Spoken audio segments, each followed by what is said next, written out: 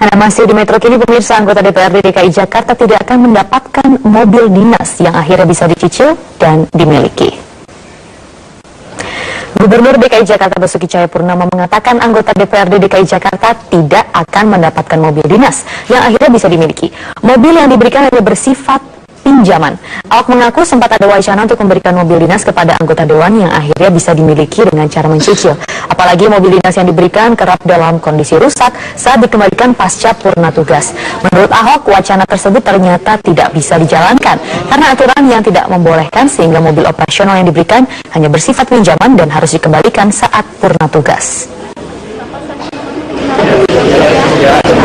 Daripada dia selesai rusak itu juga habis gitu kan, mendingan kasih dia itu nggak usah biaya rawat. Saya pikir dia kasih mereka uang, ya kita nggak usah biaya rawat.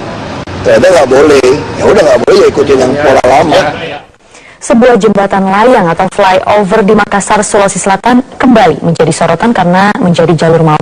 Meski terletak di tengah kota, buruknya rambu ataupun pendukung flyover menyebabkan sering memakan korban jiwa. Informasi selengkapnya akan disampaikan reporter Metro TV Anggi Hasibuan.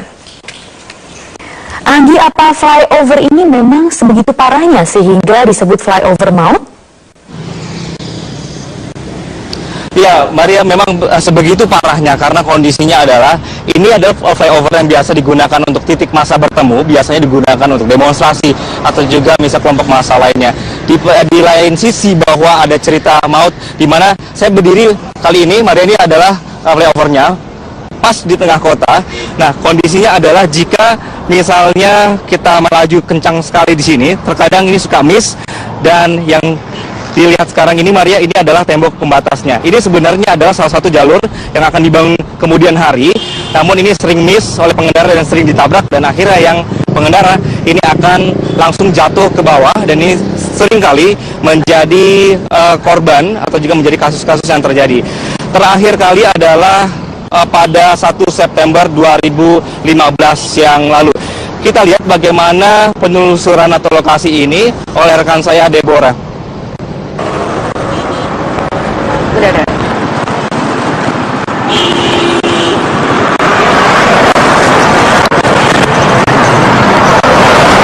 Inilah titik rawan kecelakaan di flyover Jalan Urip Sumoharjo, Makassar, Sulawesi Selatan. Banyak pengendara yang tidak tahu bahwa ini adalah jalan buntu. Memang sebelumnya cabang jalan ini dibuat untuk menjadi akses menuju Petarani. Namun hingga saat ini pengerjaannya belum juga selesai. Dan akibatnya banyak sekali warga yang tidak tahu bahwa ini adalah jalan buntu, dan dengan pembatas seadanya, kecelakaan seringkali tidak terhindar. Seperti yang terjadi kemarin malam, seorang pengendara sepeda motor tewas akibat terjatuh dari flyover ini ketika sedang mengendarai motor dan tidak begitu waspada. Hal ini menjadi peringatan yang keras bagi pemerintah kota untuk bisa segera menyelesaikan proyek flyover ini hingga tuntas, atau setidaknya memberikan rambu-rambu yang lebih informatif agar kejadian serupa tidak terulang kembali. Dari Makassar, Sulawesi Selatan, Deborah Setiawan, Nur Hidayat, Metro TV. Ya, Mari, ada beberapa kejadian, misalnya adalah 1 September kemarin ini baru terjadi lagi kecelakaan di sini dan satu orang tewas karena tidak melihat ada pembatas ini dan akhirnya jatuh langsung ke bawah. Kemudian pada data kami tanggal 29 November yang lalu, pria jatuh kemudian tergilas truk sampah karena langsung jatuh ke bawah lagi. Dan juga di sini pernah kejadian karena banyaknya remaja-remaja yang duduk-duduk di sini, ini akhirnya tidak sengaja jatuh dan langsung ke bawah juga. Mari saya bersama dengan pengamat tata kota kali ini untuk mengenai sebenarnya seperti apa sih, kenapa bisa kejadian terus. Saya sudah bersama Pak Asfian Nurmasri, pengamat tata kota. Selamat siang, Pak. Selamat siang. Ini parah sekali, Pak. Maksudnya kita mengambil kasus terakhir kemarin tidak sengaja dan jatuh lagi. Kalau Bapak lihat sendiri, memang sudah tepatkah struktur dari lokasi jalan ini, atau misalnya ada rambu-rambu yang kurang? Saya kira kita tidak bisa lagi mempermasalahkan struktur jembatan ini atau flyover ini, tapi yang bisa ada menjadi satu bagaimana alternatif pemecahannya adalah bagaimana pemerintah dalam hal ini adalah menyediakan mengenai sarana untuk pendukungnya. Misalnya rambu-rambu lalu lintas yang akan melewati flyover ini. Misalnya ada pembatas yang harus digaris tegas, sehingga ada para pengendara tidak langsung bisa singgah, tetapi bagaimana dia langsung terus menjalankan perjalanannya. Nah, oleh karena itu adalah perlunya ada rambu-rambu lalu lintas dari awal masuk sampai ke flyover ini. Kemudian di satu sisi kita juga melihat adalah pada malam hari biasanya ada lampu penerangan ini agak kurang bagus, jadi perlu penerangan yang lebih terang sehingga masyarakat tidak akan memanfaatkan space ini untuk adalah kegiatan-kegiatan yang tidak semestinya. Nah, di satu sisi adalah perlunya memang koordinasi antara pemerintah kota Makassar dengan pemerintah provinsi, karena bagaimanapun wilayah ini merupakan adalah wilayah yang berada di pemerintah kota Makassar tapi kewenangan dari provinsi. Makanya koordinasi itu sangat penting, bagaimana mengantisipasi sehingga tidak jatuh korban lagi. Jadi yang paling penting di sini adalah masalah kemanusiaan. Apa yang bisa ditangani adalah pertama bagaimana lurah yang ada di sini, dalam inilah Kelurahan Karawisi, kemudian Selang Raja, kemudian juga ada Pampang, berkoordinasi dengan Pak Camatnya untuk mengantisipasi. Minimal ada diberikan pembatas dulu atau adalah taman ya sehingga para kendaraan itu tidak bisa singgah. Kemudian dikoordinasikan pihak yang terkait, pemerintah kota, bagaimana adalah mengkoordinasikannya dengan dinas perhubungan. Setelah itu pemerintah kota akan melakukan koordinasi dengan pemerintah provinsi agar tidak lagi jadi kecelakaan di sini. Oke, Bapak, tapi sampai hari ini sudah berkali-kali, bertahun-tahun, Mbak, sering kejadian. Serumit itukah memang akhirnya birokrasi yang terjadi di sini sehingga harus menunggu lagi nanti korban selanjutnya? Seharusnya tidak. Memang kendati dikoordinasi. Jadi di sini ada quick respon dari penguasa wilayah dalam lurah dan camatnya agar segala mengantisipasi dalam jangka 2x24 jam ini. Artinya adalah minimal ada pembatas dulu. Kemudian melakukan patroli. Karena setiap kecamatan ada namanya mobil jaga. Mereka lakukan patroli adalah sehingga masyarakat di sekitar sini tidak memanfaatkan untuk tempat adalah mereka singgah. Ini perlu diantisipasi oleh adalah pemerintah wilayah setempat. Ini sangat penting sekali. Bagaimana bisa mengantisipasi adalah masalah kemanusiaan ini. Kita tidak bicara dari masalah kewenangan, tapi ada masalah kemanusiaan. Oke, baik.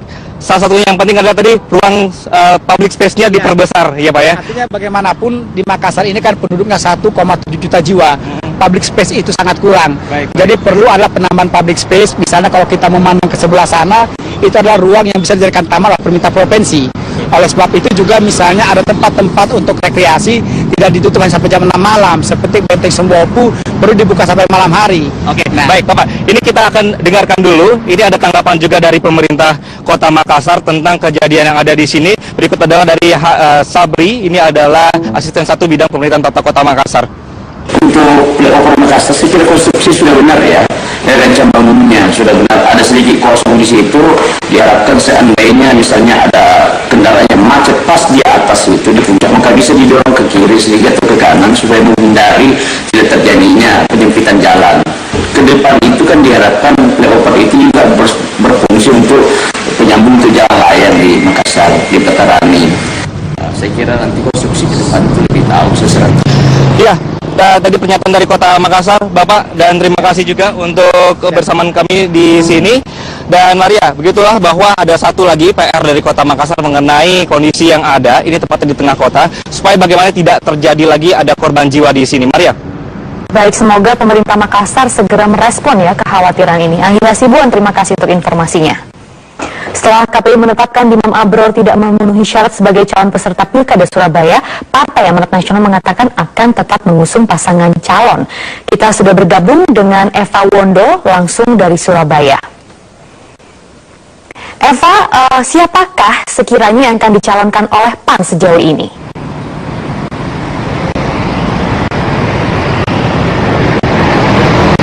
Ya Maria, setelah KPU Kota Surabaya ini mengubah keputusannya dengan menetapkan rasio tetap boleh maju dalam tahapan Pilkada Surabaya, sementara Imam Abror ini tidak boleh maju dalam tahapan Pilkada Surabaya.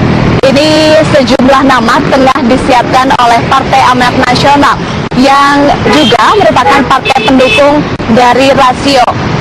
Di antaranya ini ada sejumlah nama yang tengah disiapkan yang didominasi oleh kaum perempuan. Dan berikut kutipan wawancara kami dengan Muhammad Surat, Ketua DPD PAN Surabaya. Ada kerusuhan tapi belum bisa kita sampaikan karena belum ada kepastian, nanti kita tidak enak di media lah. Itu perempuan, Pak ya? Perempuan, harapannya juga perempuan juga, tapi mayoritas berharap perempuan karena nanti pemilih di Surabaya ini kan perempuannya lebih banyak. Sedangkan wali kotanya sudah laki-laki. Kita coba untuk mengubah sistem itu karena perempuannya kan 30%.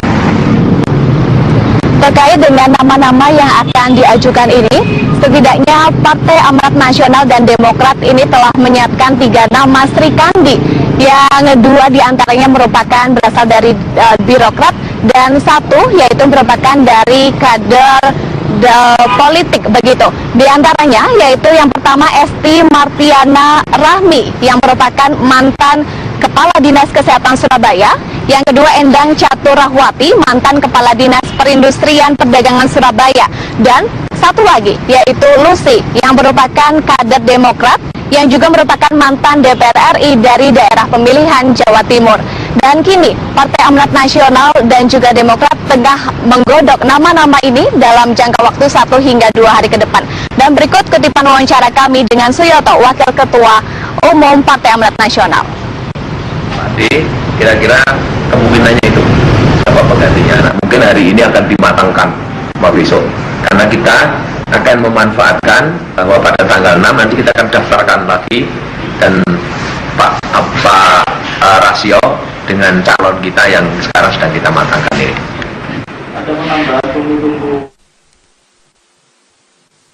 Surabaya ini masih akan menunggu siapakah pasangan calon yang akan mendaftar pada tahapan perpanjangan pendaftaran yang akan digelar pada 6 hingga 8 September 2015, dan ini merupakan pendaftaran perpanjangan untuk ketiga kalinya yang digelar oleh KPU Kota Surabaya.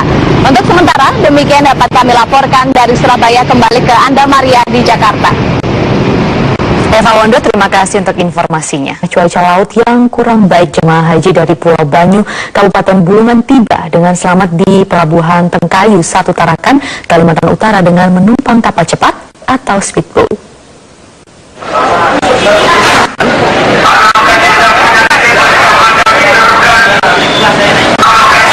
Melalui perjalanan laut selama 3 jam dengan menggunakan 2 buah kapal cepat, jemaah haji dari Pulau Banyu Kabupaten Bulungan tiba dengan selamat di Pelabuhan Tengkayu 1 Tarakan, Kalimantan Utara. Jemaah calon haji dari Pulau Banyu ini tergabung dalam kelompok keberangkatan calon haji dari Kabupaten Bulungan yang seluruhnya berjumlah 60 orang. Mereka terpaksa menumpang kapal cepat atau speedboat ke Kota Tarakan dikarenakan tidak adanya bandar udara di daerah mereka. Selanjutnya jemaah calon haji ini akan langsung bertolak menggunakan pesawat udara dari Bandara Juanda Tarakan.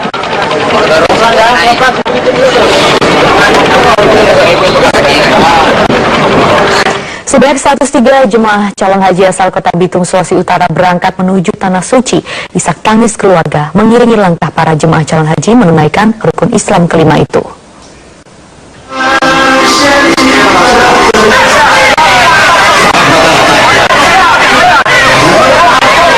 Dalam musim haji tahun 2015 ini, kuota jemaah calon haji berkurang menjadi 104 jemaah.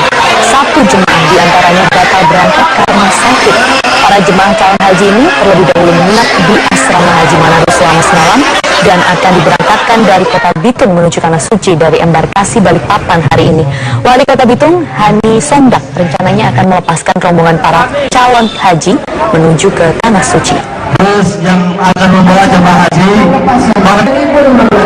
bertepatan dengan